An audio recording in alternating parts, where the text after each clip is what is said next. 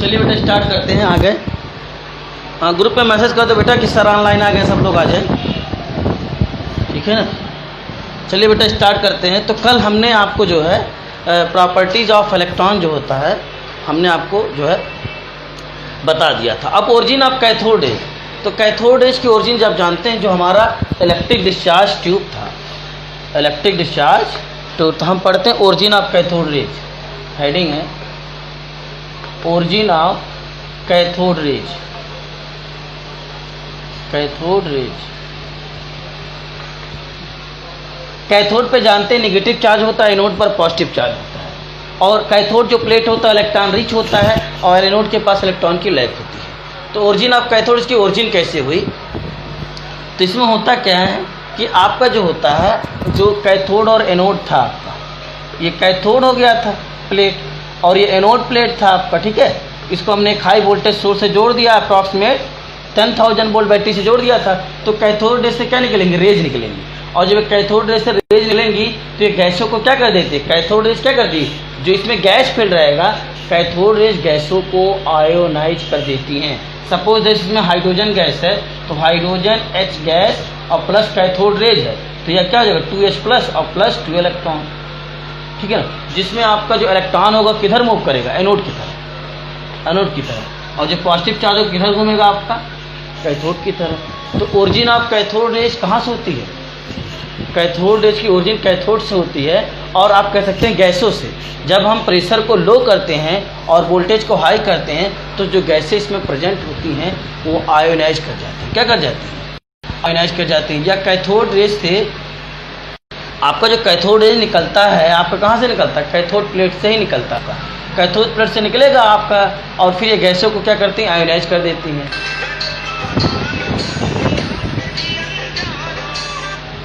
ठीक है ना। कैथोड रेज से जो है निकलेंगे, क्या करेंगे? आयोनाइज कर देंगे, ठीक है।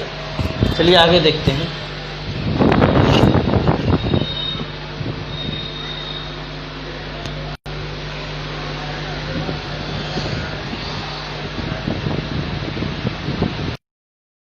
चलिए, तो ये चीज़ है, कैथोड रेज की ओरिजिन जो होता है वो कैथोड प्लेट से ही होती है। और जब कैथोड प्लेट से जो होता है कैथोड रेज निकलती हैं, तो ये क्या करती हैं? गैसों को आयनाइज कर देती हैं। तो जब गैसों आपका H प्लस और मान लीजिए हाइड्रोजन गैस उसमें है, तो ब्रेक हो जाएगा H प्लस में और इलेक्ट्रॉन में। इलेक्ट्रॉन किधर मूव कर जाएगा? एनोड की तरफ। और जो पॉजिटिव पार्ट होगा कैथोड की तरफ। कैथोड से स्ट्राइक करेंगे तो वहाँ से क्या निकलेगा? आपका इलेक्ट्रॉन निकलेगा आपका, ठीक है ना। तो ओरिजिन ऑफ कैथोड, कैथोड की जो ओरिजिन होती है वो आपका जो है कैथोड प्लेट से ही होती है, ठीक है ना। चलिए देखिए, कैथोड रेज, और कोई भी गैस अगर इलेक्ट्रिक डिस्चार्ज ट्यूब में फील्ड है, प्रेशर को लो कर देंगे, वोल्टेज को हाई कर देंगे, ठीक है ना, तो आपका वो क्या होगा? गैस उसमें आयोनाइज हो जाएगा, ठीक है ना। कैथोड रेज मतलब इलेक्ट्रॉन कह दीजिए आप इसको, ठीक है। Cathode rays are first produce, ठीक है। पहले कहाँ से प्रोड्यूस होता है? आपका कैथोड प्लेट।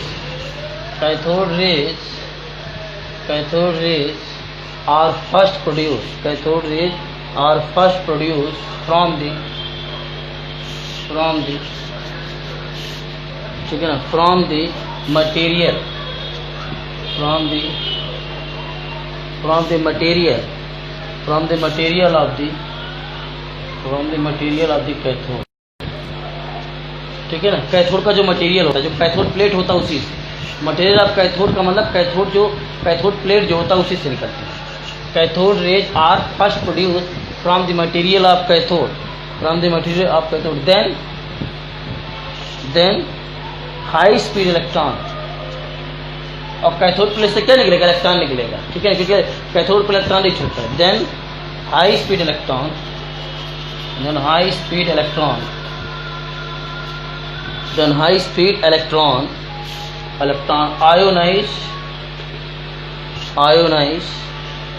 ionize, ठीक है ना, ionize the gas, ठीक है ना, जो है in the discharge tube, in the discharge tube, ठीक है, in the discharge tube and electron,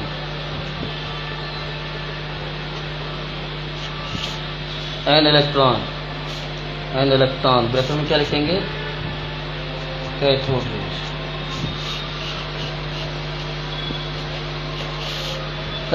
ठीक है ना।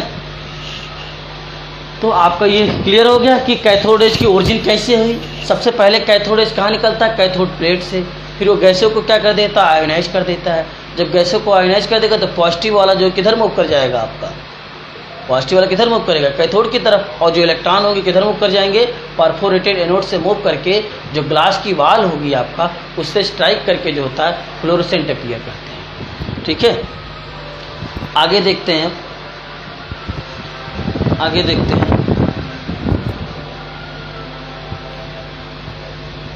चलिए आगे देखिए बेटा। अब आपका नेक्स्ट है ऑल दी एटम। देखिए यूनिवर्स में जितने भी एटम है बेटा, यूनिवर्स में जितने भी एटम, सभी एटम में इलेक्ट्रॉन होता है, कोई ऐसा एटम नहीं जिसमें इलेक्ट्रॉन ना होता, ठीक है ना। अगर एटम है तब न्यूट्रल, मतलब न्यूट्रल है आपका, जैसे H प्लस है, H प्लस में कोई इलेक्ट्रॉन नहीं, तो H प्लस एटम नहीं है, वो आयन हो गया बेटा, ठीक है ना। और न्यूट्रॉन आपका जो है यूनिवर्सल जो है फंडामेंटल पार्टिकल एटम का नहीं, तो जो हाइड्रोजन आया, हाइड्रोजन आपका एक एटम है, हाइड्रोजन जो एटम 1H1, ठीक है ना, इसमें क्या होता है, 1 इलेक्ट्रॉन होता है, 1 प्रोटॉन होता है, और न्यूट्रॉन क्या होते हैं आपके, नंबर ऑफ न्यूट्रॉन जो होते हैं 0 होते हैं, ठीक है ना, हाइड्रोजन में। और H प्लस में क्या होता है आपका, H प्लस आयन है, इसमें क्या होते हैं 1 प्रोटॉन होता है, और इलेक्ट्रॉन क्या होते हैं 0 होते हैं, न्यूट्रॉन भी क्या होता है 0 होता है, ठीक है ना, न्यूट्रॉन भी क्या होते हैं 0 होते हैं। ये क्वेश्चन पूछा भी गया है, तो चलिए आगे देखते हैं अब, ठीक है ना। All the item contains electron, all the items contain, all the atom contains electron,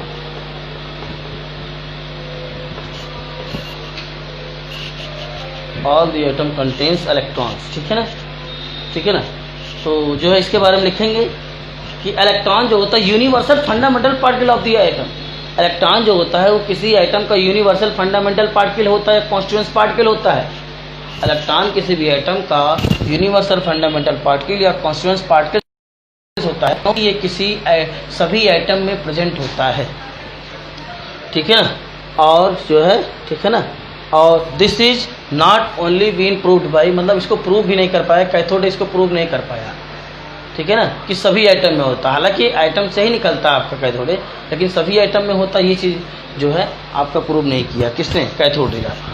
चलिए लिखिए इलेक्ट्रॉन, ठीक है ना, electron is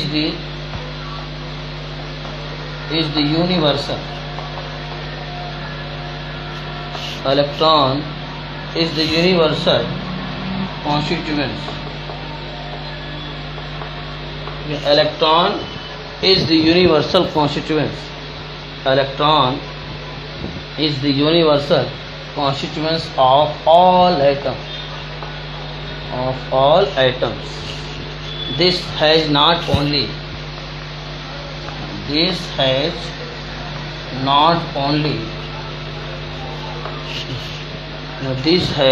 not only been proved, this has not only been proved by the discovery,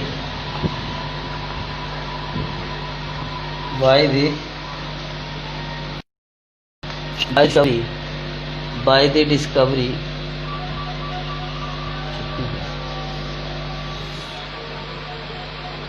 by the discovery of cathode rays, by the discovery of cathode rays,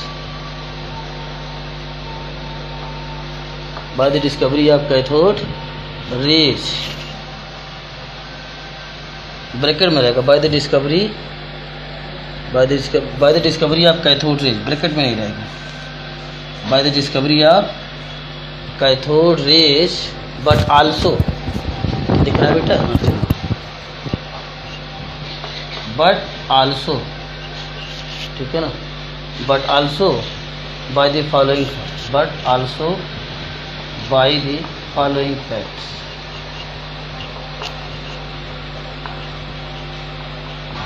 ठीक है ना, मतलब ये है electron is the universal constituent particle of all atoms. जो electron होता है आपका, ये यूनिवर्स का कॉन्स्टिट्यूएंट पार्टिकल्स होता है, मतलब एटम का कॉन्स्टिट्यूएंट पार्टिकल होता है। सभी एटम में आपके इलेक्ट्रॉन्स होते हैं।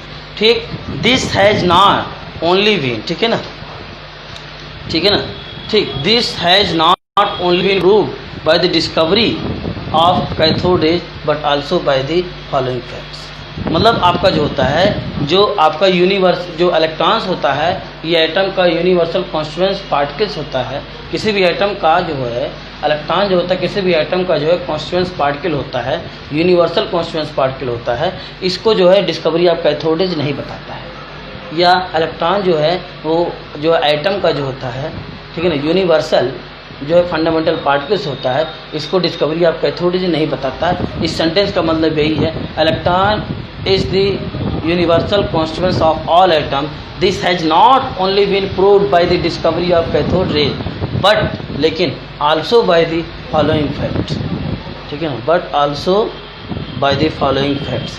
कुछ और फैक्ट्स देख लीजिए, आगे देखिए, नोट कीजिए तो बताएं आगे। आकाश कुछ पूछ रहा है बेटा क्या?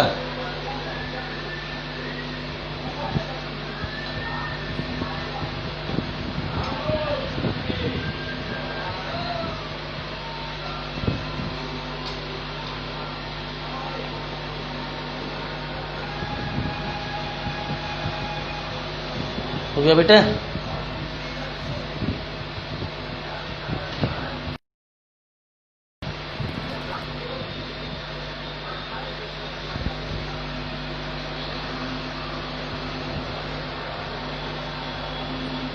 चलिए आगे देखते हैं। नोट हो गया? जल्दी बताइए कमेंट करके। नोट हो गया, चलिए बेटा।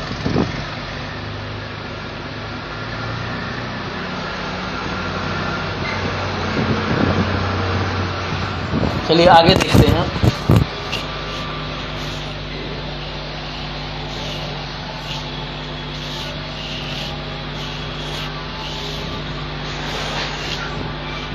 ठीक है, पहला आपका दिया है, ठीक है ना, बीटा पार्टिकल्स। बीटा पार्टिकल्स, और इस फैक्ट के बारे में भी नहीं बताता है। बीटा पार्टिकल्स के बारे में भी डिस्कवरी ऑफ कैथोड रेज नहीं बताता है। ठीक है ना, बीटा पार्टिकल्स, ठीक है ना, ठीक है ना, बीटा पार्टिकल्स फाइंड होंगे गिवन आउट। ठीक है ना, beta particles given out by the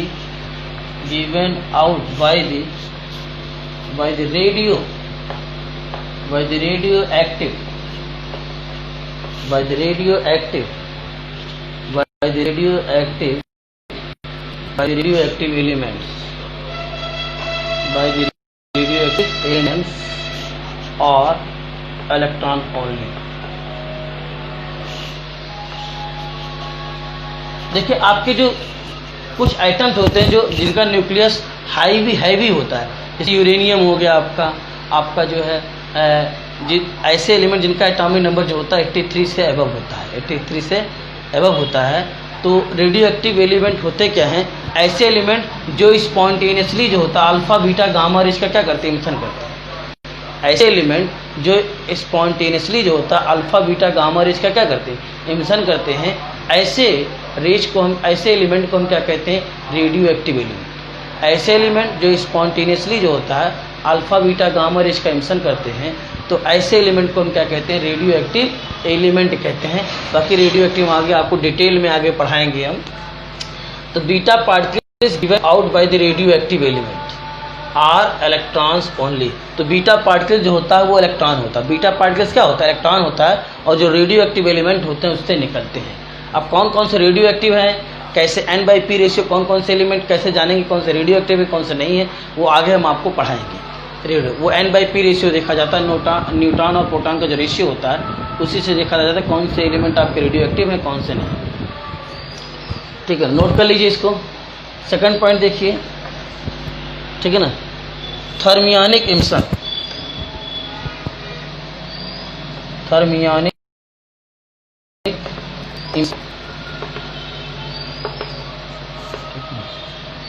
thermionic emission.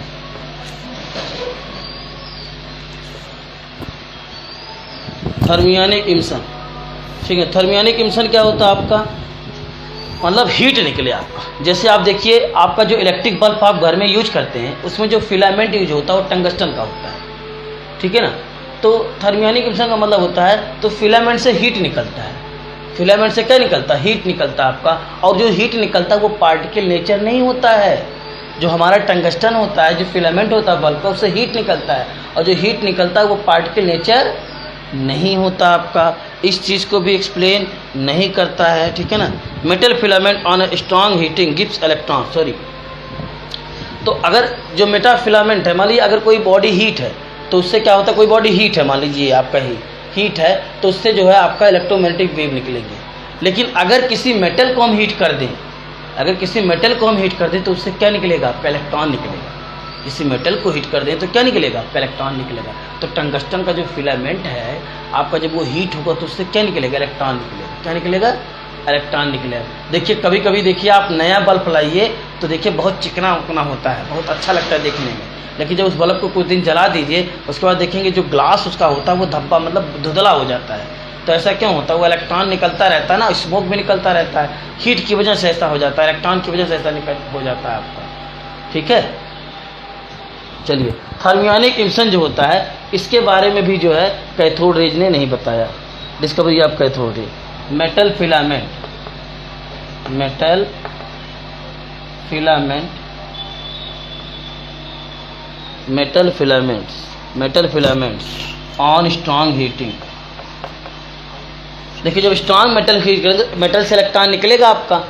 लेकिन कोई नॉन मेटल है आपका, ठीक है ना, अगर वो हीट है नॉर्मली तो उससे इलेक्ट्रॉन, एक लिमिट होता है, इतना हीट देंगे तब इलेक्ट्रॉन निकलेगा आपका। भाई सोलर पैनल में सीजियम यूज क्यों करते हैं, एल्युमिनियम क्यों नहीं यूज करते हैं। एल्युमिनियम यूज कर देंगे बैटरी चार्ज ही नहीं करेगा, उससे इलेक्ट्रॉन निकलेगा ही नहीं। बहुत ज़्यादा टेम्परेचर देना, हीट करना पड़ेगा तब इलेक्ट्रॉन निकलेगा एल्युमिनियम से। एल्युमिनियम से इतने आसानी से इलेक्ट्रॉन नहीं निकल जाएगा, और सीजियम से हल्का सा हीट पाए तो इलेक्ट्रॉन निकल जाता है सीजियम से, ठीक है ना। तो मेटल से भी इलेक्ट्रॉन, मेटल से ही इलेक्ट्रॉन निकलेंगे आपका, ठीक है ना। तो मेटल फिलामेंट स्ट्रॉन्ग। और टंगस्टन आपका जो होता है ये आपका एक ऐसा मेटल है जिसका मेल्टिंग पॉइंट हाई होता है, लगभग अप्रॉक्सीमेट 3400 डिग्री सेंटीग्रेड होता है, जो है टंगस्टन जो फिलामेंट होता है आपका। टंगस्टन का जो फिलामेंट होता है इलेक्ट्रिक बल्ब में।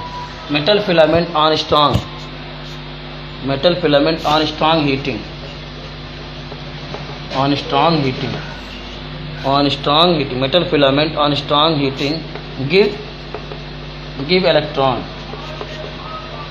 give electron. It is called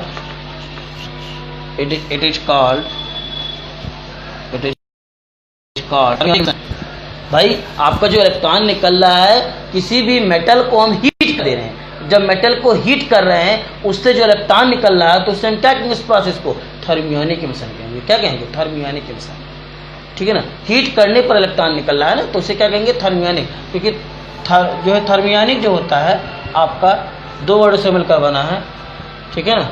therm plus ionic. Therm का मतलब होता है हीट आपका होता है, और आयनिक का मतलब होता है आपका, जानते हैं आयन, जब इलेक्ट्रॉन निकलेगा तो आयन निकलेगा, चार्ज होता है आपका, ठीक है ना। तो कॉल्ड थर्मियोनिक, ठीक है ना, कॉल्ड थर्मियोनिक इमिशन।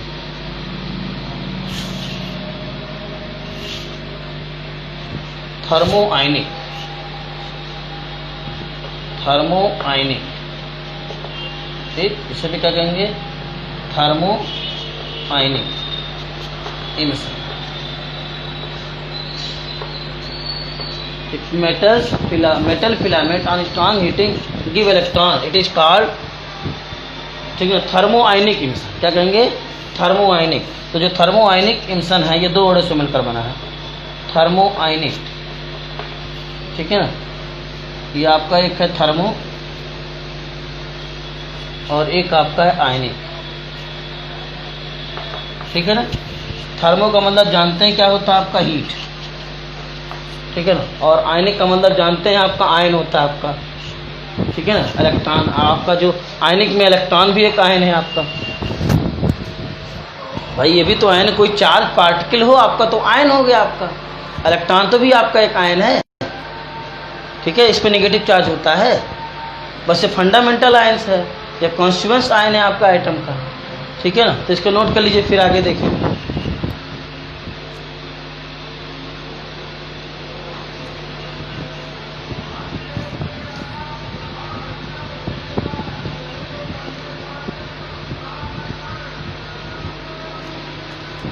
हो गया बेटा?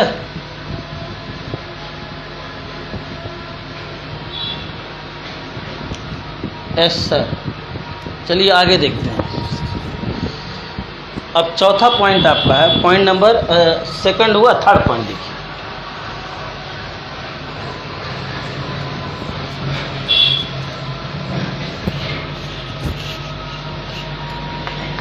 पॉइंट थर्ड है आपका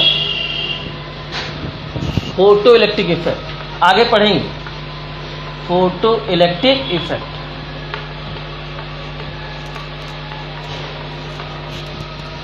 फोटो इलेक्ट्रिक इफेक्ट आपका जो होता है, कोई मेटल प्लेट है, उस पर जो है लाइट रेज गिर रहा है और उससे इलेक्ट्रॉन निकल रहा है, तो उसी प्रोसेस को हम क्या कहते हैं, photo electric effect. Solar panel जो होता है हमारा, सोलर पैनल पर सन रे जब गिरती हैं तो उससे इलेक्ट्रॉन निकलता है, तभी हमारी बैटरी चार्ज होती है। तो एक वो फोटो इलेक्ट्रिक प्रोसेस है आपका, वो फोटो इलेक्ट्रिक इफेक्ट है।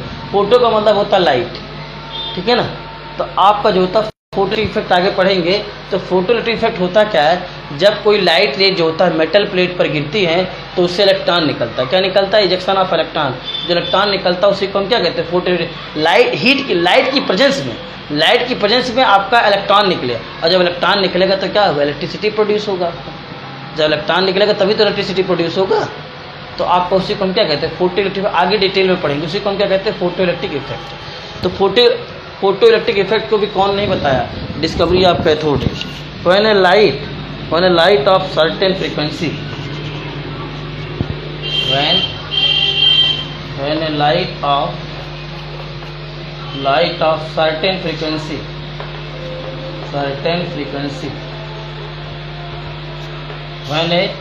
when a light of certain frequency, when a light of certain frequency strike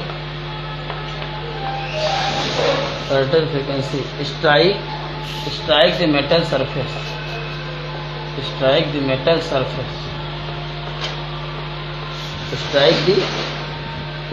metal surface, metal surface strike करेगा, कामा, then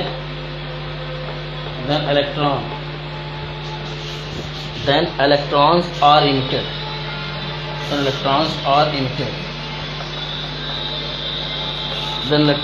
are emitted,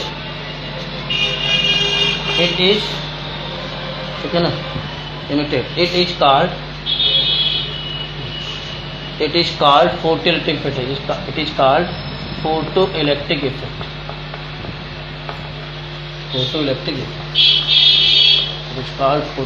देखिए वही चीज़ हमने बताया है, इट्स कॉल्ड फोटोइलेक्ट्रिक इफेक्ट, ठीक है ना। इट्स कॉल्ड फोटोइलेक्ट्रिक इफेक्ट, ठीक है ना। रिएक्टिव मेटल such as आपका सीजियम, पोटेशियम एंड रुबिडियम, ठीक है ना, एंड रुबिडियम गिव आउट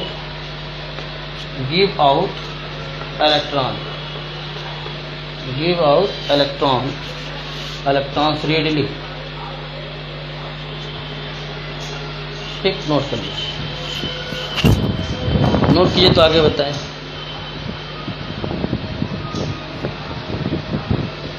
अब आपको बहुत इम्पॉर्टेंट एक्सपेरिमेंट बताने जा रहे हैं। यहाँ से क्वेश्चन भी आपका आता है नीट में और आईआईटी और जेईई में, ठीक है ना।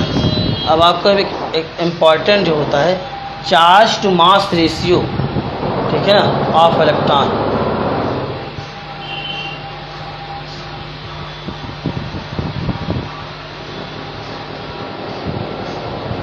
हो गया बेटा? बोलिए हो गया तो आगे बढ़े।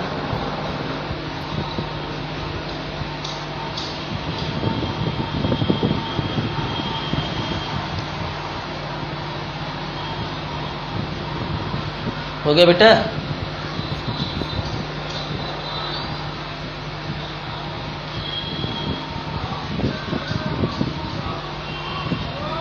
नोट हो गया। चलिए अब बेटा जो एक चीज़ हम आपको बताते हैं, ठीक है, ये बहुत इंपॉर्टेंट टॉपिक है और फिगर बना के समझाना हो नहीं पाएगा, लेकिन जो है इसको आप हेडिंग डाल लीजिए, charge to mass ratio, charge to mass ratio E/m, charge to mass ratio, ratio of electron, charge to mass ratio of electron,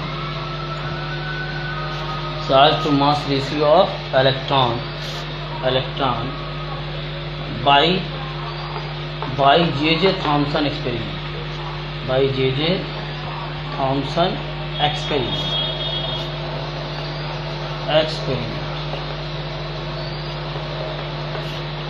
ये बेटा कल आपको बहुत इंपॉर्टेंट टॉपिक हम बताएंगे, हालांकि इसमें टाइम भी लगेगा आपका, तो कल सभी लोग आ जाइएगा, टाइम से आ जाइएगा।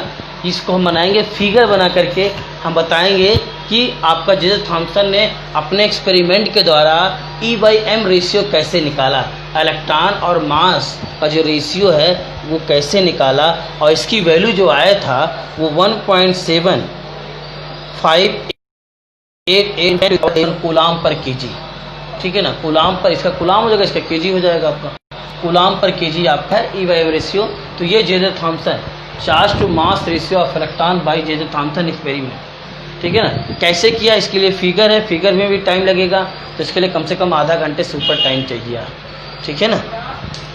तो इसको नोट कर लीजिए बेटा, कल हमको याद दिलाइएगा, इसको नोट कर लीजिए, कल हम यही पढ़ाएंगे, ठीक है ना। कल इसी के आगे हम कंटिन्यू करेंगे, सभी लोग आ जाइएगा, ठीक है, नहीं छूट जाएगा तो बेटा आपको समझ में आएगा नहीं, ये भी ध्यान में रख लीजिए,